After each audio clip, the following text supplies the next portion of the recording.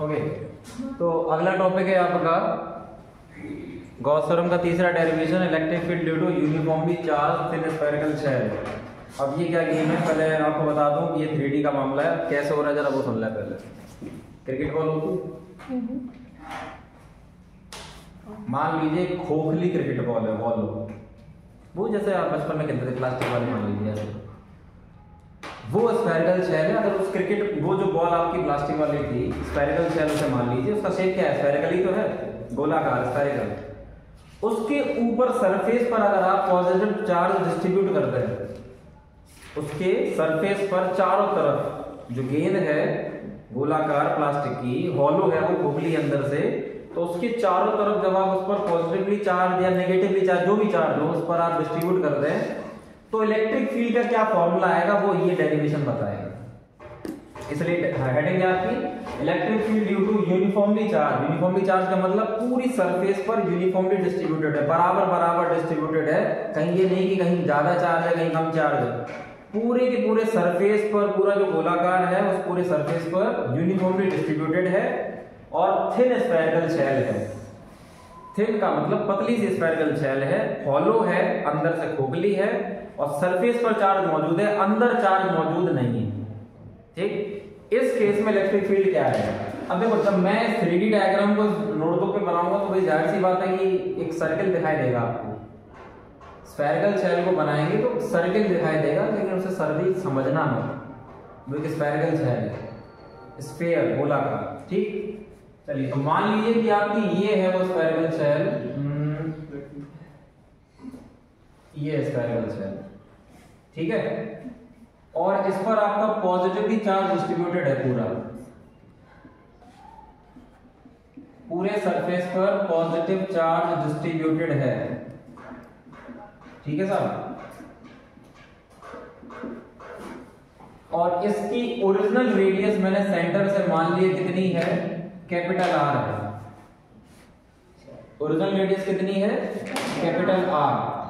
यहां तक कोई डाउट। अब इस सरफेस पर पॉजिटिव चार्ज मौजूद है तो डेंसिटी कौन सी इस्तेमाल होगी आपकी, सरफेस चार्ज डेंसिटी, क्योंकि सरफेस की बात कर रहे हैं यानी सिग्मा का फॉर्मूला लगेगा। तो चलिए बताते हैं, यहाँ पर सिग्मा का फॉर्मूला क्या आएगा, चार्ज अपॉन में एरिया, अपॉन में एरिया। इस केस में एरिया का फॉर्मूला क्या है, area of sphere 4 pi r square. अब इसमें आर कौन सी लगेगी भाई, आर कैपिटल या स्मॉल, अरे भाई कैपिटल आर रेडियस है, कैपिटल आर स्क्वायर। ये फॉर्मूला किसका हो गया आपका, सरफेस चार्ज डेंसिटी का लगेगा। अब मुझे यहां पर 3 लोकेशन पर इलेक्ट्रिक फील्ड निकालनी है अलग अलग केसेस में। पहला, अगर वो P पॉइंट बाहर हो, मान लीजिए यहां, तो मुझे यहां पर इलेक्ट्रिक फील्ड का फॉर्मूला निकालना है। दूसरे केस में वो P पॉइंट खिसक कर कहां जाएगा, सरफेस पर आ जाएगा, तो निकालना है। तीसरे केस में जब P पॉइंट कहां जाएगा, अंदर आ जाएगा, इनसाइड द शेल, तब निकालना है। ठीक, सिचुएशन नहीं बदलेगी, सिचुएशन सबकी वही है क्या जो अभी तक हमने की थी। इलेक्ट्रिक फ्लक्स के 2 फॉर्मूले निकलेंगे, एक गॉस थ्योरम से, एक फॉर्मूला बेस्ड, और दोनों को बराबर करना है। क्लियर। अब यहां तक किसी को कोई डाउट हो तो बताए। अब हम केस फर्स्ट स्टार्ट कर रहे हैं। केस फर्स्ट हमने मान लिया जब P पॉइंट कहां पर है आपका, जब point P outside the shell है, कहां पर है, आउटसाइड द शेल, जिसका मतलब, और उसकी डिस्टेंस भी क्या मानी हमने, सेंटर से मानी है r, वो भी स्मॉल r। ये वाली कौन सी ये है लोकेशन, यहाँ इसको माना है हमने स्मॉल r, यहां से लेकर यहां तक कितनी दूरी है ये, स्मॉल r। तो इस केस में स्मॉल r बड़ा होगा या कैपिटल r, स्मॉल r बड़ा होगा ना, जाहिर सी बात, दिख रहा है बाहर पॉइंट है तो स्मॉल r बड़ा होगा। अब इस केस में हमें क्या करना है, टोटल इलेक्ट्रिक फ्लक्स का फॉर्मूला निकालना है। तो आप भी जानते हैं टोटल इलेक्ट्रिक फ्लक्स का फॉर्मूला क्या होता है, EDS cos theta. Total electric flux phi is equal to क्या आता है, EDS cos थीटा। थीटा किसके बीच का एंगल है, ई और डी एस यानी एरिया वेक्टर है। अब एक बात बताइए, स्फेरिकल गेंद है, उसका एरिया वेक्टर कहाँ आएगा? किसी भी जगह पकड़ लो, कहाँ आएगा? एरिया वेक्टर हमेशा कहाँ होता है? Perpendicular to the surface. अब गेंद ये है, इमेजिन करना मेरे हाथों में एक गेंद है भाई प्लास्टिक वाली, अगर मैं यहाँ पर पॉइंट पकड़ूंगा तो एरिया वेक्टर कहाँ जाएगा? ऐसा। अगर मैं यहाँ देखूंगा तो एरिया वेक्टर कहाँ जाएगा? इस तरफ। ऐसे ही अगर मैं इधर की लोकेशन पे आऊं तो एरिया वेक्टर कहाँ जाएगा? इधर। मतलब कहीं पर भी सामने भी आ जाए इधर तो एरिया वेक्टर कहाँ जाएगा? उधर। यानी जिस लोकेशन पे जाओगे हमेशा एरिया वेक्टर कैसा है? यहाँ पर परपेंडिकुलर टू द सरफेस। इतनी बात क्लियर होगी। अच्छा, चार्ज कैसा डिस्ट्रीब्यूटेड है? स्फेरिकल पूरा सब जगह ही है ना। इसके लिए रेडियली आउटवर्ड होती है या रेडियली इनवर्ड होगी? इसके लिए भी रेडियली आउटवर्ड होगी। ठीक। अब इस केस में जब तुमने पी पॉइंट पर निकाला है ना, तो यहाँ पर तुम गॉसियन सरफेस जब लोगे, इस गॉसियन सरफेस की रेडियस तुमने कितनी ली है? इस गॉसियन सरफेस की रेडियस कितनी ली है? Small r. कितने लिए? Small r. तो इस गॉसियन सरफेस, मैं लिख दे रहा हूँ आपको, इधर लिख दे रहा हूँ, ये आपने जो लिया है वो स्फेरिकल गॉसियन सरफेस लिया है, और गॉसियन सरफेस की रेडियस हमने क्या ली है? Of radius small r. Gaussian surface of radius small r. अब अगर इस पॉइंट की बात करेंगे तो यहां पर भी एरिया वेक्टर कहां जाएगा? ऊपर ही जाएगा, इस तरफ। एरिया वेक्टर भी इधर ही जाएगा, और इलेक्ट्रिक फील्ड की डायरेक्शन भी कहां जाएगी? इस तरफ ही जाएगी। दोनों के बीच में एंगल क्या है? जीरो। यानी इस केस में हम क्या करने वाले हैं? इंटीग्रेशन का साइन लगाते हैं। इस केस में करने वाले हैं ई ds इंटीग्रेशन, और यहाँ आ जाएगा cos 0। cos 0 की वैल्यू क्या होगी? 1। वो तो गायब हो जाएगा ये लाइन में। ds का इंटीग्रेशन क्या है? यही तो है ds तुम्हारा, यहाँ पर जो गॉसियन सरफेस लिया था ये ds, यही तो है ना एरिया वेक्टर। इस p पॉइंट को अगर मैं हटा अंदर ले देता हूँ, ये जो ds का वेक्टर है ये यही तो है, दोनों के बीच में जो 0 डिग्री बना रहा था। जब ds का इंटीग्रेशन करेंगे तो एरिया कौन सा वाला आएगा? यही तो है ना गॉसियन वाला। कौन सा आएगा फॉर्मूला फिर ds का इंटीग्रेशन करेंगे?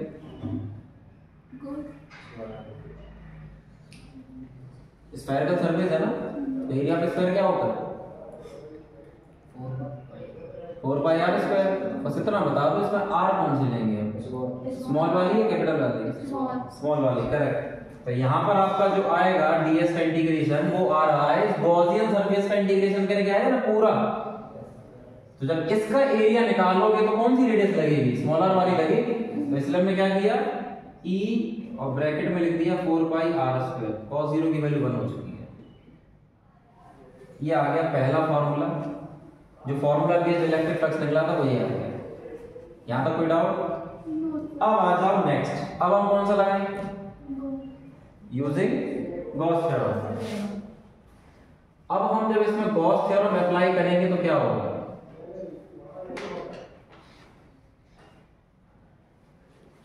गॉस थ्योरम मैं आपको एक बार फिर से रिपीट कर देता हूं। नेट मतलब टोटल इलेक्ट्रिक फ्लक्स जो भी होता है थ्रू अ क्लोज्ड सरफेस, वो किसके होता है? 1/ε0 times the net charge enclosed by the system. जो भी सिस्टम इंक्लोज करता है नेट चार्ज को, वो आता है 1/ε0 टाइम्स, यानी कि ये q नेट, यही आएगा। फिर अगला वही काम करेंगे जो हमने पहले किया था। यहाँ एक तो चार्ज है क्या जो आप काउंटिंग करके बता देंगे? नहीं, यहाँ पर चार्ज की पूरी डेंसिटी है। तो आप यहाँ कौन सा फॉर्मूला लगाएंगे? डेंसिटी का। कौन सा डेंसिटी? Surface charge density. और सरफेस चार्ज डेंसिटी का फॉर्मूला क्या है? Q upon area. अब एरिया कौन सा लगेगा उसमें? 4πr²। कौन सा? कैपिटल R, जो हमने बता दिया पहले। तो Q बराबर क्या आएगा? Sigma into this 4π capital R के साथ। तो ये ध्यान रखना, जो बच्चे भूल जाते हैं कि जब आप सरफेस चार्ज डेंसिटी का यहाँ फॉर्मूला लगाएंगे तो इसमें उसकी ओरिजिनल रेडियस लगानी है, जो लोग भूल जाते हैं। जब सरफेस चार्ज डेंसिटी का फॉर्मूला लगाएं तो उसमें रेडियस कौन सी लगानी है? ओरिजिनल रेडियस कैपिटल R लगानी है। इतना ध्यान रखना।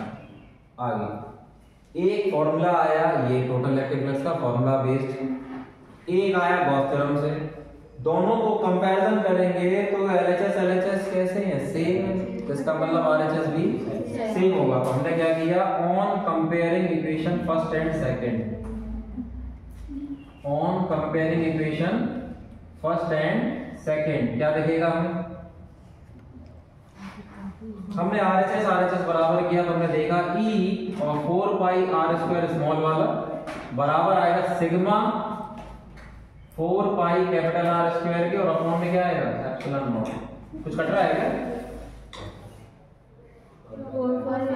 4 पाई कैंसिल आउट तो बचेगा क्या, इनटू का R², वो भी स्मॉल वाला, ये कहां जाएगा अपॉन में। तो ये फॉर्मूला कुछ इस तरीके से दिखाई देगा, सिग्मा कैपिटल R² ऊपर बचेगा और नीचे बचेगा एप्सिलॉन नॉट और इधर स्मॉल r²। ये आ गया जब P पॉइंट बाहर की तरफ होगा तब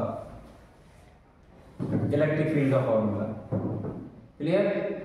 अब इस केस में आप देख सकते हैं कौन क्या क्या है ये पता होना चाहिए। सिग्मा क्या है, surface charge density charge upon area.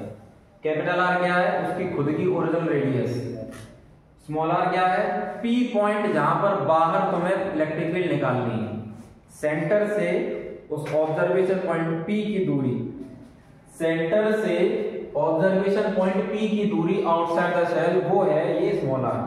और एप्सिलॉन नॉट आपको बता चुके हैं इलेक्ट्रिकल परमिटिविटी वैक्यूम की, जिसकी वैल्यू होती है 8.85 × 10⁻12 coulomb square newton inverse metre की पावर -2, बता चुके हैं। इसमें किसी को कोई डाउट, क्लियर है, लिख लीजिए।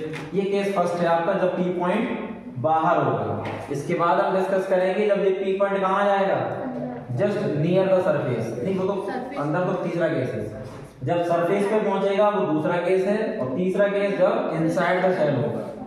ये लिख लीजिए।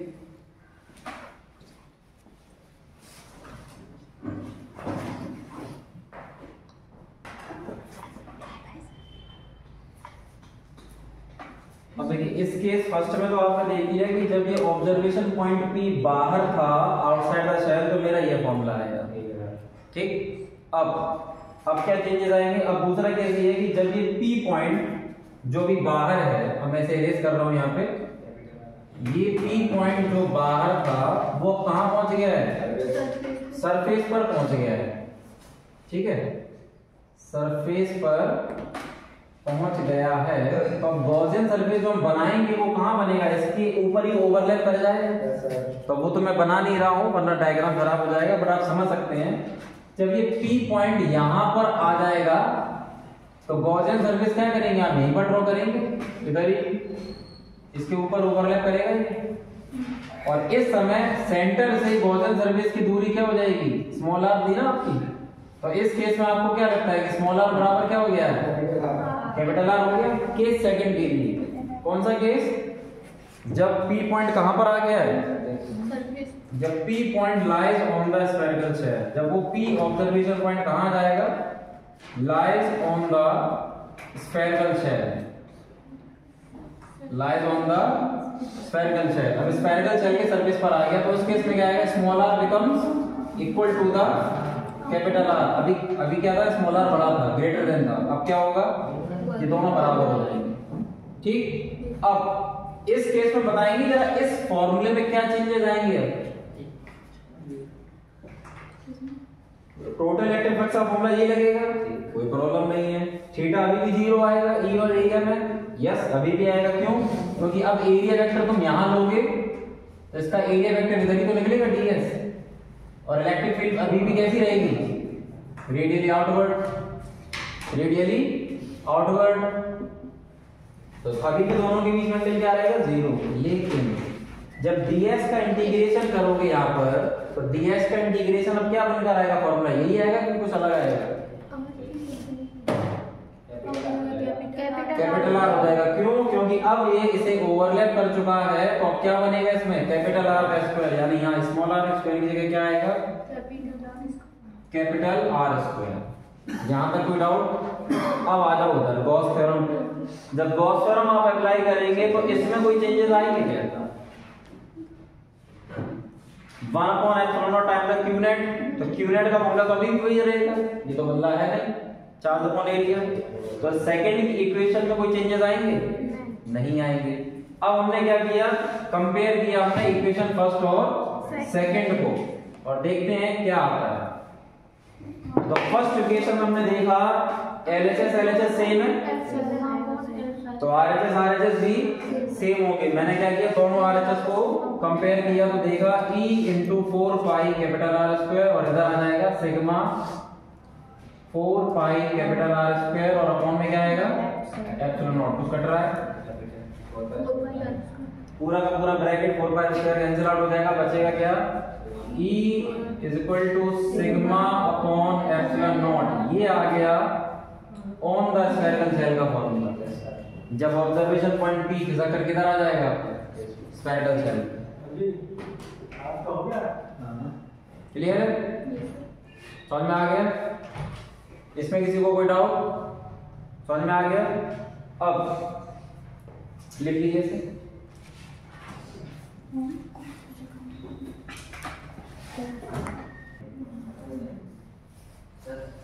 चलिए अब देखिए तीसरा केस।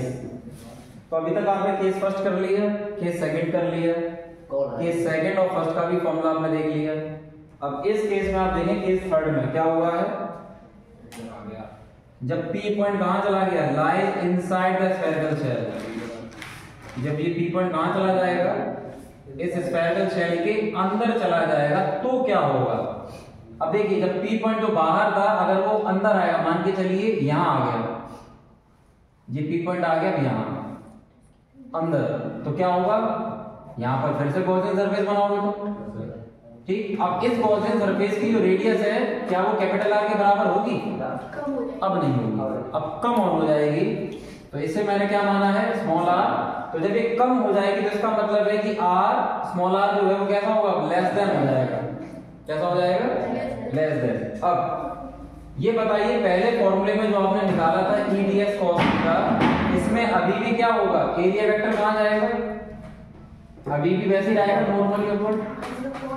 इलेक्ट्रिक फील्ड अभी भी नॉर्मली अपवर्ड है, आउटवर्ड है, तो क्या होगा cos 0 अभी भी जाएगा, कोई प्रॉब्लम नहीं है। लेकिन इस केस में ds का इंटीग्रेशन क्या है, इस केस में जब ds का इंटीग्रेशन करेंगे तो ये गॉसियन सरफेस आएगा। ये गॉसियन सरफेस है जो मैं डॉटेड लाइन से रिप्रेजेंट कर रहा हूं, ये क्या है, ये गॉसियन सरफेस है। तो गॉसियन सरफेस का एरिया क्या निकल के आएगा, 4 पाई स्मॉल r स्क्वायर। 4 पाई यानी यहां क्या लिखेंगे, अब स्मॉल r स्क्वायर लिखेंगे। पहले फॉर्मूले में कोई डाउट? अब नेक्स्ट गॉस थ्योरम जब आप अप्लाई करेंगे तो वो आता है 1/ε times the total charge enclosed by the system. Gaussian surface जो चार्ज इंक्लोज कर रहा है वो Q नेट आता है वहां पे। अब आप एक बात बताइए, इस केस में यही तो गॉसियन सरफेस है, इस गॉसियन सरफेस के अंदर कोई चार्ज आ रहा है क्या? नहीं है। इसका मतलब इस केस में सरफेस चार्ज डेंसिटी नहीं लगेगी क्योंकि Q बराबर क्या हो गया, 0। यानी इस केस में ये वाले जो साब हैं यहाँ पर वो क्या हो गए, 1/ε टाइम 0 हो गए। यहाँ पर क्या हो गए, क्योंकि नेट चार्ज वहां है ही। यानी कि इस केस में यहाँ पर क्या आ रहा है, ये फ्लक्स 0 है, 0 से इनटू किसी का भी करो तो आंसर 0 ही आता है। अब इस केस में जब आप फर्स्ट इक्वेशन और सेकंड इक्वेशन को कंपैरिजन करेंगे तो यहाँ क्या दिखाई देगा आपको, LHS सेम है और RHS भी क्या होगा, इसमें सेम होगा। तो मैंने क्या किया, 1/ε टाइम जो नेट चार्ज जो था आपका वो 0 हो चुका है, enclose by the Gaussian surface. तो जब ये इनटू का 4 पाई स्क्वायर उधर जाएगा, ये सभी क्या वर्क कर देगा, लास्ट में फाइनली आंसर आपका 0। इसका मतलब inside the shell electric field कैसी रहेगी, 0 रहेगी। Inside the hollow spherical shell electric field का आंसर कैसा रहता है, 0 रहता है। क्लियर है बात? अब अगर मैं तीनों केसेस को ग्राफ पर इंडिकेट करूं तो ग्राफ कैसा बनेगा, इलेक्ट्रिक फील्ड और R के बीच में। तो आपको पता है कि जब तक मान के चलिए ये इसकी रेडियस है ओरिजिनल, ये इसकी ओरिजिनल रेडियस है, मैंने मान लिया यहां तक। तो जब तक सेंटर से लेकर रेडियस तक रहते हैं तब तक क्या आता है आंसर, इलेक्ट्रिक फील्ड का आंसर क्या आता है, 0 आता है।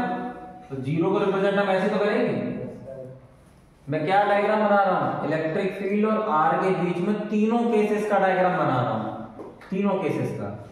तो सेंटर से लेके सरफेस तक इलेक्ट्रिक फील्ड कितनी आ रही है?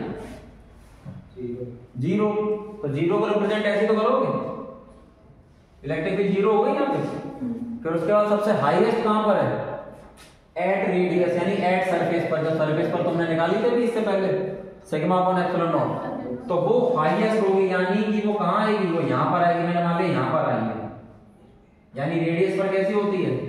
हाईएस्ट। इसके बाद क्या होता है? Inversely proportional to r square. इसके बाद कैसा ग्राफ बनेगा?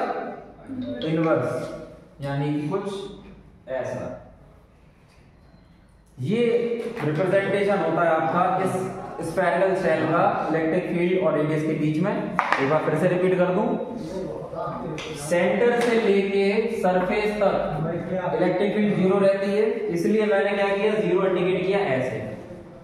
फिर सरफेस पर हाईएस्ट होती है, तो हाईएस्ट को हम कहां ले गए? बिल्कुल टॉप वैल्यू पर ले गए। उसके बाद जैसे तुम बाहर जाओगे, यानी इस पी पॉइंट को जैसे तुम बाहर जाओगे, फिर फॉर्मूला क्या हो जाता है? E inversely proportional to r square हो जाता है। फॉर्मूला किया था हम लोगों ने, sigma r square epsilon naught छोटा आर स्क्वायर। तो इनवर्सली की वजह से यहां पर फिर उसके बाद ग्राफ कैसा बनता है? इनवर्स। क्लियर है? इसमें किसी को कोई डाउट? क्लियर हो गया? लिख लीजिए।